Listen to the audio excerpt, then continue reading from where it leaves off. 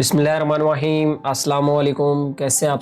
आप लोग देख रहे हैं मेरा YouTube channel SR trading club. आज का हमारा टॉपिक है गोल्ड के वीकली एनालिसिस। तो चलते हैं गोल्ड के वीकली एनालिसिस करते हैं और सबसे पहले देख लेते हैं कि इस वीक के अंदर कौन कौन सी ऐसी फंडामेंटल इंपॉर्टेंट न्यूज़ हैं जो मार्केट को बहुत ज़्यादा वोलेटाइल कर सकती हैं।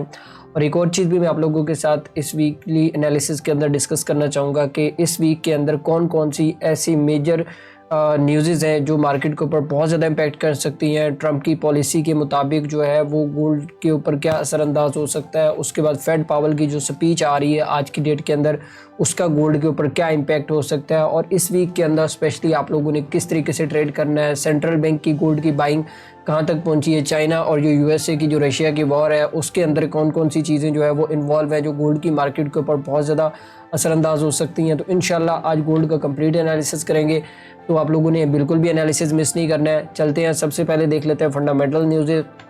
और अगर हम लोग फंडामेंटल न्यूज़ के बात करें यहाँ पे, तो आज की डेट के अंदर अगर हम लोग देखें तो हमारे पास काफ़ी ज़्यादा इंपॉर्टेंट न्यूज़ है। एक तो हमारे पास तकरीबन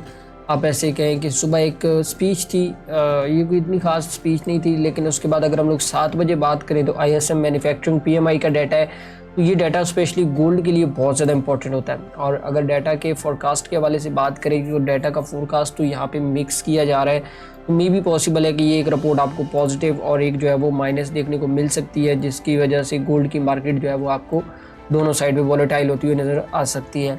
और उसके बाद अगर हम लोग बात करें, जो मैं आपको स्टार्ट में ही बात कर रहा था कि फेड पावल की एक स्पीच है, तो ये काफ़ी ज़्यादा इंपॉर्टेंट है क्योंकि लास्ट टाइम अगर आप लोगों को पता हो कि ट्रंप की तरफ से जो बयान आया था कि भाई फेड पावल को जो है वो तब्दील किया जाए, तो वो उसमें सेंट्रल बैंक की जो कमेटी है उसने कहा कि जी आप बिल्कुल भी उसको चेंज नहीं कर सकते हैं क्योंकि उसका एक अलग ढांचा है और वो उसको अपने हिसाब से जो है वो चीज़ों को जो है वो करेंगे और बिल्कुल आज़ादाना जो है वो फेड जो है वो अब अपने फैसले ले सकता है। और जो बेसिकली जो डाटा बेस के ऊपर जो चीज़ें होंगी वही फेड आप लोगों को जो है वो बताएगा और उसी के मुताबिक मार्केट के अंदर जो है वो वोलेटिलिटी आपको देखने को मिलेगी।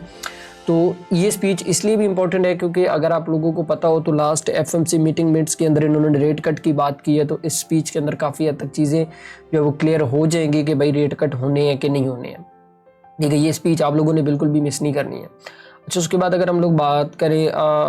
मंगल वाले दिन की, तो मंगल वाले दिन ट्यूसडे वाले दिन की अगर हम बात करें तो एक ही डाटा है हमारे पास, जॉब ओपनिंग का डाटा, और ये भी काफ़ी ज़्यादा इंपॉर्टेंट हो सकता है इस वीक के अंदर। और बुध वाले दिन की अगर हम बात करें तो बुध वाले दिन आपको पता है कि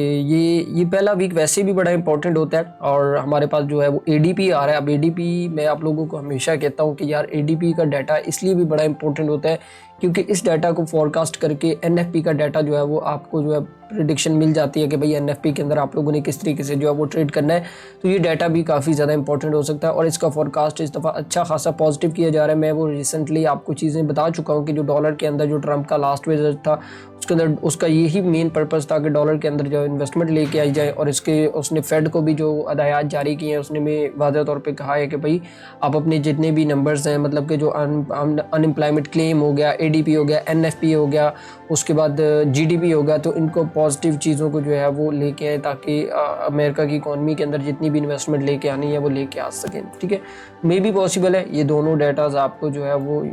पॉजिटिव देखने को मिल सकते हैं बुध वाले दिन को। और अगर हम बात करें जुमेरात वाले दिन, तो जुमेरात वाले दिन आप लोगों को पता है कि अनएम्प्लॉयमेंट क्लेम की न्यूज़ आती है, ये भी बड़ी इंपॉर्टेंट होती है। और उसके बाद अगर हम बात करें जुमे वाले दिन, तो मेरा फेवरेट दिन तो ये है क्योंकि मैं अगर अपनी बात करूं तो इस दिन एनएफपी है। और एनएफपी जो कि आप लोगों को पता है कि एक बहुत बड़ी और बड़ी इंपॉर्टेंट न्यूज़ होती है जिसके अंदर गोल्ड की मार्केट, क्या मैं कहता हूँ कि पूरी करेंसी की मार्केट जो है वो आप लोगों को बहुत अच्छी तरीके से ट्रेड करने को मिल सकती है। तो इस दफ़ा एनएफपी का डाटा अगर हम लोग थोड़ा सा डिटेल वाइज के ऊपर देखें तो जो हमारे पास एम्प्लॉयमेंट रेट है वो भी पॉजिटिव ही, मतलब ये पॉजिटिव आ सकता है, एक बात याद रखिएगा। और नॉन एम्प्लॉयमेंट चेंज ये भी मिक्स, यहाँ पे तो नेगेटिव बता रहे हैं, लेकिन अगर एडीपी का डाटा पॉजिटिव आया तो मे भी पॉसिबल है कि ये डाटा आपको ओवरऑल पॉजिटिव देखने को मिल सकता है। तो ये मैं जो देख रहा हूँ, जो मेरे एनालिसिस के मुताबिक जो चीज़ें हैं, ये डाटा जो एनएफपी का डाटा है ये इस दफ़ा पॉजिटिव देखने को मिल सकता है।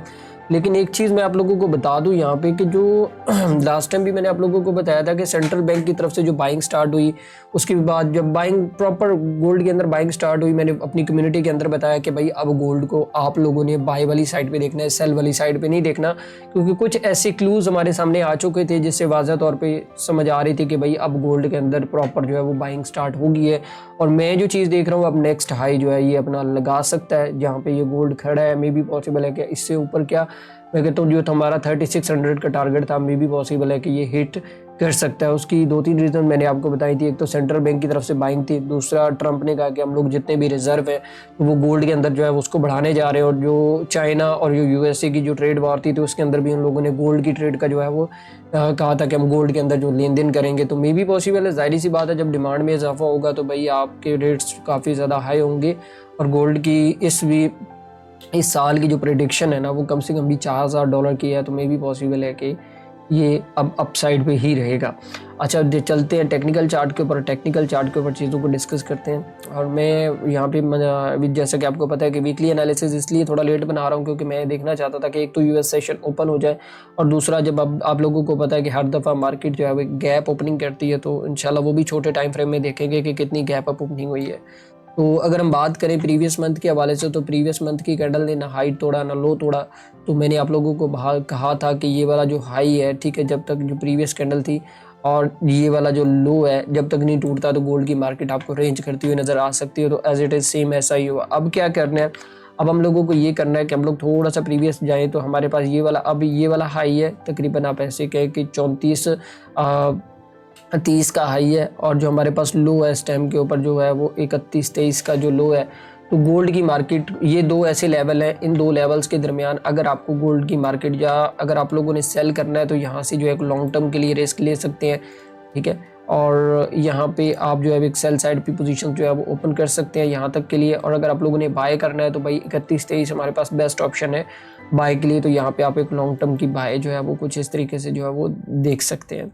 तो इंशाल्लाह टॉप डाउन एनालिसिस करेंगे, कंप्लीट एनालिसिस होगा गोल्ड का, आप लोगों ने बिल्कुल भी मिस नहीं करना है। और अगर आप लोगों को मजीद सेलिंग इसमें देखनी है तो इन दोनों को ये लेवल ब्रेक करने पड़ेंगे। अगर सेल वाली साइड पे देखना है तो इसको 31-23 जो है वो ब्रेक करना पड़ेगा, फिर देन उसके बाद जो है वो मे भी पॉसिबल है कि फिर ये अपना जो प्रीवियसली नीचे इसका ऑर्डर ब्लॉक रहता है ये यहाँ तक आ सकता है। लेकिन अभी गोल्ड की प्राइसेस जो है वो रेंज कर सकती हैं, क्योंकि अकॉर्डिंग टू अगर टेक्निकल एनालिसिस देखें तो यहाँ पे हमें वाज़ह तौर पे चीज़ें जो है वो बता रही हैं।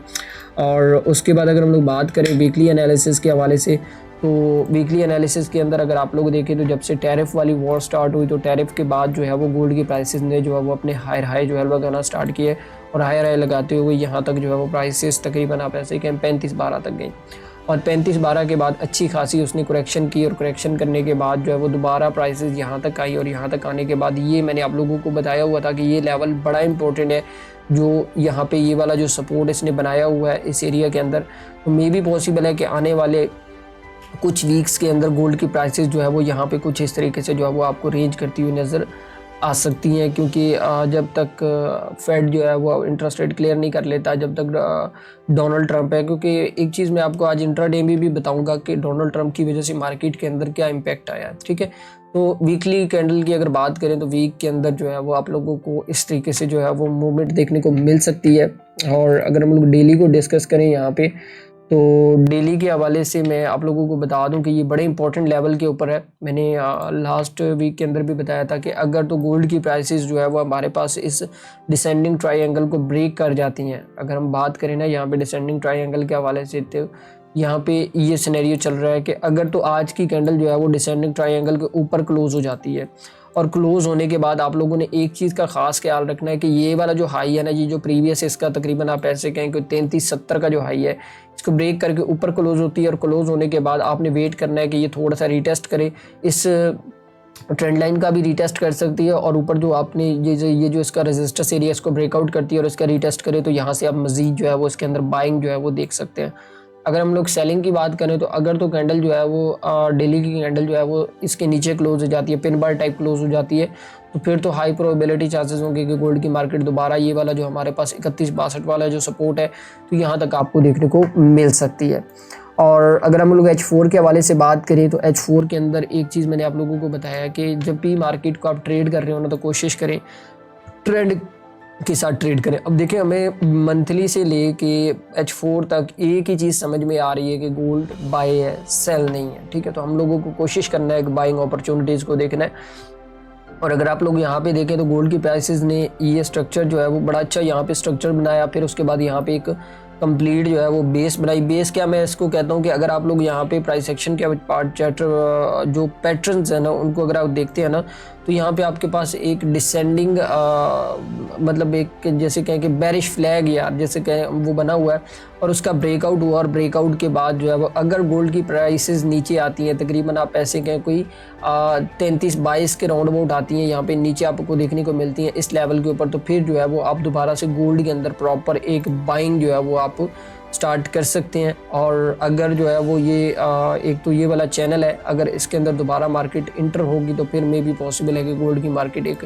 दोबारा से वही जो रेंज है जो प्रीवियसली इसने जो रेंज क्रिएट की हुई थी यहाँ तक जो है वो आपको मार्केट देखने को मिल सकती है। और अगर हम लोग बात करें H1 के चार्ट के हवाले से तो मेरा फेवरेट चार्ट H1 ही है, मैं आप लोगों को हमेशा बताता हूँ, क्योंकि इसमें एक तो एंट्री प्लान बहुत जल्दी मिल जाता है और दूसरा ये है कि आप लोगों को बड़े अच्छे और हाई एक्यूरेट सेटअप मिल जाते हैं। अगर प्रीवियसली सेटअप के हवाले से बात करें तो यहाँ पे अगर आप लोग देखें तो यहाँ पे गोल्ड की प्राइसेस ने जो है वो एक रेंज क्रिएट करने के बाद अगर आप लोग देखें तो यहाँ पे मैं आप लोगों को वही चीज़ बता रहा था कि गैप ओपनिंग, यहाँ पे अगर आप लोग देखें तो ये प्रॉपर एक गोल्ड के अंदर जो है वो गैप ओपनिंग हुई। मैंने आप लोगों को बताया था कि मैं इस वजह से वीडियो नहीं बनाता हूँ वीक के ऊपर, क्योंकि अब मार्केट के अंदर जो है गैप ओपनिंग स्टार्ट हो गई है, तो भाई मे भी पॉसिबल है कि अब ये मामला जब तक ट्रम्प है तब तक ये चलता ही रहेगा। और अगर गोल्ड की प्राइसेस की बात करें तो यहाँ पे इसने अपने रेजिस्टेंस एरिया को ब्रेक किया। यहाँ पे अगर आप लोग देखें तो ये इसका बड़ा एक स्ट्रॉन्ग रेजिस्टेंस एरिया था जहाँ से अच्छी खासी 2 दफ़ा इसने रिजेक्शन ली और रिजेक्शन लेने के बाद आज इसने जो है एक मोमेंटम कैंडल के साथ अगर आप लोग देखें तो ब्रेक करने के बाद अभी तक गोल्ड की प्राइसेस जो है वो अपने एक नेक्स्ट रेजिस्टेंस से, एक तो ये वाला रेजिस्टेंस था जिसको उन्होंने ब्रेकआउट किया और एक ये वाला जो रेजिस्टेंस एरिया है यहाँ तक पहुँच चुकी हैं। और अगर बात करें आज थोड़ा सा इसके ट्रेड सेटअप के हवाले से तो मे भी पॉसिबल है अगर हमें यहाँ पे कोई कैंडलस्टिक पैटर्न मिलता है जैसे पिन बार मिलती है यहाँ पे, अभी इसने थोड़ा बहुत सस्टेन भी कर लिया है और सस्टेन करने के बाद अगर आप लोग देखें तो हमारे पास एक टॉप राउंड टॉप सूरत बन चुकी है। और अगर हमें यहाँ पे कोई पिन बार मिलती है तो इसकी हाई के ऊपर जो है वो हम लोग अपना तकरीबन जो एसएल की बात करें वो 33-71 का एसएल रख के तो मज़ीद इसका ये वाला जो ब्रेकआउट हुआ है इसके टेस्ट तक यहाँ तक जो है वो हम इसको जो है वो सेल साइड पे देख सकते हैं। और दोबारा से अगर हमें यहाँ से कोई एविडेंस मिला तो हम लोग यहाँ से इसको जो है वो बाय वाली साइड पे जो है वो देख सकते हैं। और अगर हम लोग M30 के हवाले से बात करें तो वही चीज़ जो मैंने आप लोगों को उधर बताई हुई है कि इधर भी मैंने मार्क करके रखा हुआ है कि अगर आप लोग देखें ना यहाँ पे एक चीज़ आप लोगों को वाज़ेह तौर पे समझ आ रही होगी, ठीक है। ये इसका H1 का जो रेजिस्टेंस एरिया है वो ये वाला रेजिस्टेंस एरिया है, ठीक है। और इसने अपना असेंडिंग ट्रायंगल बना हुआ था यहाँ पे अगर आप लोग देखें ना ये देखें, ठीक है। अब इसने इसको जो है एक तो ये गैप अप ओपनिंग हुई, उसके बाद इसने थोड़ी बहुत करेक्शन करने के बाद ये ब्रेकआउट, और ब्रेकआउट के बाद मे भी पॉसिबल है कि ये वाला जो सपोर्ट एरिया ये अगर आप बात करें ना मतलब यहाँ पे अगर देखें कोई 33-45 का जो लेवल है तो यहाँ पे गोल्ड की मार्केट आपको रेंज करती हुई नज़र आ सकती है। अगर तो अपना रेजिस्टेंस एरिया जो 33-60 और 33-65 और 33-70 जो है वो ये ब्रेक करता है तो फिर इसके बाद जो अगला लेवल निकल के आएगा वो 34 होगा और फिर आप उसको बाय वाली साइड पे ट्रेड कर सकते हैं। अभी क्या है, अभी अगर हम लोगों को करेक्शन की ट्रेड करनी है तो यहाँ पे अगर हमें कोई एविडेंस मिलता है तो हम दोबारा से उसको जो है वो ट्रेड कर सकते हैं। कहाँ तक ट्रेड कर सकते हैं, हमारा पहला टारगेट जो होगा वो हमारे पास 33-45 का होगा और सेकंड टारगेट हमारे पास जो होगा वो 33-25 का होगा। तो यहाँ तक हम इसको करेक्शन की ट्रेड कर सकते हैं और करेक्शन कंप्लीट होने के बाद यहाँ से हम प्रॉपर जो है वो 33-25 से जो है वो कंप्लीट बाइंग स्टार्ट करेंगे। तो अगर हम लोग इंट्राडे के हवाले से बात करें कि आप लोगों ने इंट्राडे में किस तरीके से ट्रेड करना है और इंट्राडे के हवाले से मैं यहाँ पे आप लोगों को थोड़ा सा डिस्कस करके बता देता हूँ। यहाँ पे तो ये M15 का चार्ट है और M15 के चार्ट के मुताबिक अगर इंट्राडे एनालिसिस की बात करें तो एक तो हमारे पास जो ये वाला जो अगर आप लोग देखें यहाँ पे मार्केट के अंदर गैप अप ओपनिंग हुई, गैप ओपनिंग के बाद प्रॉपर जो है इसने अपने रेजिस्टेंस एरिया का ब्रेकआउट किया और ब्रेकआउट के बाद यहाँ पे एक लो लगा दिया। अब आप लोगों ने बाइंग सेलिंग किस तरीके से करनी है, एक तो ये वाला लो है 33-45 का, अगर गोल्ड की मार्केट यहाँ पे ऊपर जाती है और यहाँ पे ऊपर जाने के बाद यहाँ पे थोड़ा नीचे आता है और नीचे आने के बाद यहाँ पे मार्केट सस्टेन करता है और यहाँ पे कोई आपको कैंडलस्टिक पैटर्न मिल जाता है तो एक तो ये होगा कि हम लोग यहाँ से भी एक रिस्क ले सकते हैं बाय का। और सेकंड रिस्क हमारे पास ये होगा कि ये पूरा का पूरा नीचे अगर आप लोग देखें तो इसने फेयर वैल्यू गैप का जो एरिया छोड़ दिया है क्योंकि ऊपर निकल गया। तो यहाँ पे वैसे मैं तो आपको यही मशवरा दूंगा कि इसकी ये वाली जो करेक्शन है ये कंप्लीट होने दें, तकरीबन 33-25 तक इसको आने दें, तो लॉन्ग टर्म एनालिसिस हो जाएगा इंट्राडे में भी। तो लेकिन 33-25 से हमें कंफर्म जो है वो एक बाय की ट्रेड मिल सकती है जिसको आप 3400 तक के लिए भी होल्ड कर सकते हैं। और अगर हम लोग डायरेक्ट बाइंग की बात करें कि आप लोगों ने अभी फॉरन बाय करना है, तो एक लेवल मैं आप लोगों को और बता देता हूँ। एक तो ये वाला लेवल है, तकरीबन आप ऐसे कहें कि 33-54 का लेवल है। अगर प्राइसेस यहाँ तक नीचे आती हैं और नीचे आने के बाद यहाँ पे सस्टेन करती हैं और सस्टेन करने के बाद यहाँ पे जो है वो आप लोगों को कोई कैंडलस्टिक पैटर्न मिलता है, तो यहाँ से भी आप इसको जो है वो प्रॉपर बाय वाली साइड पे जो है वो देख सकते हैं। और मेरा पर्सनली अगर मशवरा माने तो मैं आप लोगों को यही मशवरा दूंगा कि आप लोगों को जब से ब्रेकआउट हुआ और ब्रेकआउट के बाद जो है वो आप इसका वेट कर लें। मैं आपको कम्युनिटी में भी अपडेट कर दूंगा कि आप लोगों ने किस तरीके से ट्रेड करना है। तो बाकी मेरी आप लोगों से यही रिक्वेस्ट होती है हमेशा कि आप लोग इसको सीख के करें और विदाउट स्टॉप लॉस बिल्कुल भी ट्रेड ना करें। तो मेरे ख्याल में आप लोगों को एनालिसिस समझ आ गया होगा, क्योंकि मैंने मंथली से लेके M15 तक आप लोगों को एनालिसिस करके बता दिया आप लोगों ने किस तरीके से ट्रेड करना है। तो बाकी इंशाल्लाह दुआ में याद रखिएगा। मिलते हैं डेली की वीडियो के अंदर। अल्लाह हाफिज़।